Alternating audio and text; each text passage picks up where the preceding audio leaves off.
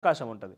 So మీరు అట్లా అరుస్తూనే ఉండండి, మా పని మేము చేసుకపోతున్నామని చెప్పి ప్రతిపక్షంగా వాళ్ళు వదిలేసి కాంగ్రెస్ పార్టీ వాళ్ళ పని వాళ్ళు చేసుకుంటూ పోతున్నారు. మరి వాళ్ళు ఎంత సక్సెస్ అవుతారో చూద్దాం. కానీ ఒక ఎత్తున 9.5 సంవత్సరాలుగా ఇప్పుడు వీళ్ళు మాట్లాడుతున్నారు కదా ఇన్ని మాటలు, మీరు నేరుగా ప్రజల్లో కనుక పోయి ఉన్నట్టయితే ప్రజలు కూడా బీఆర్ఎస్ పార్టీకి వ్యతిరేకంగా ఎందుకనంటే అరే ఇప్పుడు ఇంతగానో మొత్తుకుంటారు, మరి మీరేం చేసిరయ్యా అని అడుగుతున్నారు. 9.5 సంవత్సరాలుగా మీరు చేసిన పరిపాలన, ఈరోజు ప్రజావాణి కార్యక్రమం ఉన్నది కదా, ప్రజావాణి కార్యక్రమం కాడికి పోదాం. అక్కడ కేసీఆర్ గురించి కానీ కేటీఆర్ గురించి కానీ బీఆర్ఎస్ ప్రభుత్వం గురించి కానీ ఏ ఒక్క వ్యక్తి కూడా సానుకూలంగా మాట్లాడే అవకాశం ఉండదు. అంటే ఒక రకంగా ఇబ్బంది పడుతున్నారు ప్రజలు, రోడ్లెక్కి ఈ దరఖాస్తులు ఇవ్వడాలు ఆర్జీలు ఇవ్వడాల విషయంలో ఇబ్బంది పడి ఉండొచ్చు. కానీ అంతో ఇంతో వాళ్ళు బయటకు వచ్చి మాట్లాడగలిగే స్వేచ్ఛ కనిపిస్తోంది. ఏ రోజైనా బీఆర్ఎస్ పార్టీ వ్యతిరేకంగానో బీఆర్ఎస్ పార్టీ హామీల గురించో మాట్లాడితే వచ్చే పరిస్థితేనా? నాకు తెలిసిన టీచర్ ఒక ఆవిడ, నాకు చిన్నప్పుడు చదువు చెప్పిన టీచర్ ఒక ఆవిడ చాలా పెద్దావిడ అయిపోయింది, వృద్ధురాలు అయిపోయిందిగా. తనకు సంబంధించి ఒక వికలాంగురాలు కూడా తను గుర్తించవచ్చు, ఎందుకంటే చాలా సర్జరీలు అనారోగ్య కారణంగా అనేకంగా ఉన్నాయి, సర్జరీలు కూడా అయినాయి. సో ఆవిడ సదరం క్యాంప్ కాడికి పోయి సర్టిఫికేట్ కోసం అని పోయిందట. ఎక్కడిది నేను చెప్పేది రామగుండం ప్రాంతానికి సంబంధించిన ఒక విషయం. అక్కడ ఏం జరిగింది, చాలా ట్రూలీ ఎలిజిబుల్, ఇల్లు కాదు కదా కట్టుకోవడానికి బట్ట కూడా లేదు ఆవిడకి, అంత ట్రూలీ ఎలిజిబుల్. అంటే ఒకప్పుడు ఉపాధ్యాయులుగా పనిచేసి అనేక మంది విద్యార్థులను తీర్చిదిద్దినటువంటి టీచర్ ఆవిడ, చాలా ఉన్నత చదువులు చదువుకున్న ఆవిడకి సదరన్ సర్టిఫికేట్ రావాలంటే 15,000 రూపాయలు అడిగిరట. ఒకవేళ సర్టిఫికేట్ వచ్చింది ఏదో రకంగా అక్కడ అధికారుల దగ్గరికి, నిజంగా ట్రూల్ ఎలిజిబుల్ అని ఒక మంచి అధికారి ఉండి సర్టిఫికేట్ ఇచ్చిండు. ఆ సర్టిఫికేట్ని కాస్త ఎలిజిబుల్ తీసుకొచ్చి పింఛన్ ఇవ్వాలంటే 15,000 రూపాయలు డిమాండ్ చేసిరట. ఎప్పుడు? గత ప్రభుత్వాలు. డిమాండ్ చేసింది ఎవరయ్యా అంటే ఆ స్థానిక ప్రజాప్రతినిధి, అక్కడ ఉన్నటువంటి మున్సిపాలిటీలో ఉన్నటువంటి కొంతమంది అధికారులు. అంటే ఇటువంటి ట్రూలీ ఎలిజిబిలిటీ ఉన్నవారికి ఏ రకమైనటువంటి అర్హత లేదు. అదే ఇప్పుడు విషయానికి వస్తే కొంతమంది దళితులలో కూడా దళిత బంధు పథకం చూస్తే కనుక దళిత బంధు పథకం ఎవరికి వచ్చింది? మరి నిజమైన దళితులకు, నిరుపేద దళితులకు వచ్చిందా? ఎంపీటీసీలకి, సర్పంచులకు, జెడ్పీటీసీలకి వీళ్ళకి కదా దళిత బంధు పథకం వచ్చింది. బీఆర్ఎస్ పార్టీ కార్యకర్తలకి, బీఆర్ఎస్ పార్టీ ఎమ్మెల్యే దగ్గర పక్కపడి నిల్చుని అన్న అని చెప్పి డోకరా గొట్టలు చిరుతలు వాయించులకి వీళ్ళకి వచ్చినాయి పథకాలు. సో పారదర్శకంగా జరిగేందుకు అప్లికేషన్లు తీసుకుంటున్నారు, వాళ్ళు ఎలిజిబిలిటీ క్రైటీరియా అని చెప్తున్నారు చాలా స్పష్టంగా.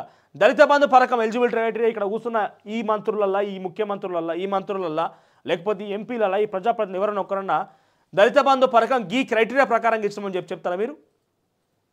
ముందుగా నిరుపేదలకు ఇచ్చినాం, ఇల్లు లేని వారికి ఇచ్చినాం, లేకపోతే ఇక్కడ ఇంతమందికి ఉన్న వాళ్ళకి ఇచ్చినాం. ఎలిజిబిలిటీ క్రైటీరియా అంటే కొన్ని విధి విధానాలు ఉంటాయి. ఏ విధి విధానాలు పాటించి మీరు బీసీ బంధు, దళిత బంధు ఏ రకంగా ఇచ్చారు చెప్తారా? ఏ ఎలిజిబిలిటీ క్రైటీరియా ప్రకారంగా ఇచ్చింది ఇప్పటికైనా ప్రతిపక్షంలో ఉన్నారు కదా, మీరు చెప్పగలుగుతారా? ఎవరికి తెలియదు. ఎందుకంటే ఎవరికి పోయిందో తెలియదు, అసలు ఆ పథకం ఎవరికి వచ్చిందో తెలియదు. బీసీ బంధు బీఆర్ఎస్ కార్యకర్తలకే, దళిత బంధు బీఆర్ఎస్ కార్యకర్తలకే, ఇంకేమైనా క్షేత్రస్థాయిలో వచ్చే పథకాలు ఉంటే బీఆర్ఎస్ కార్యకర్తలకే, కాంట్రాక్టులు వారికే, అన్ని కేవలం ఒక సెక్టార్ ఆఫ్ పీపుల్ని కోర్టు నిజంగా కవిత చెప్పిన విషయంలో కవితకి హ్యాట్స్ ఆఫ్ చెప్పాలి. కవిత నిజంగా హ్యాట్స్ ఆఫ్ చెప్తున్నాను. ఎందుకని అంటున్నా అంటే ఇప్పటికైనా నిజం ఒప్పుకున్నది. ఒక కోటరీ ఏర్పాటు చేసుకొని, ఒక బౌండరీ, ఒక కోటరీ ఏర్పాటు చేసుకొని, ఈ కోటరీలో ఉన్నటువంటి 4 వ్యక్తులకు మాత్రమే రాష్ట్ర వ్యాప్తంగా అన్ని విషయాలు, మిగిలిన వారికి ఏ పథకం లేదు, ఏ అంశం లేదు, ఏది తెర మీదకి వచ్చే అవకాశం లేదు, వాళ్ళకి ఎటువంటి అంశం కూడా తెలిసే అవకాశం లేదు. సో కోటరీ ఏర్పాటు కారణంగానే బీఆర్ఎస్ పార్టీ ఓటమి పాలైంది, ప్రజలను ఇబ్బందులకు గురి చేసిన అనేది కవిత ఒప్పుకున్నందుకు కవిత గారికి మీకు హ్యాట్స్ ఆఫ్ అండి. నిజంగా ఇప్పటికైనా ఒప్పుకున్నారు అట్లీస్ట్.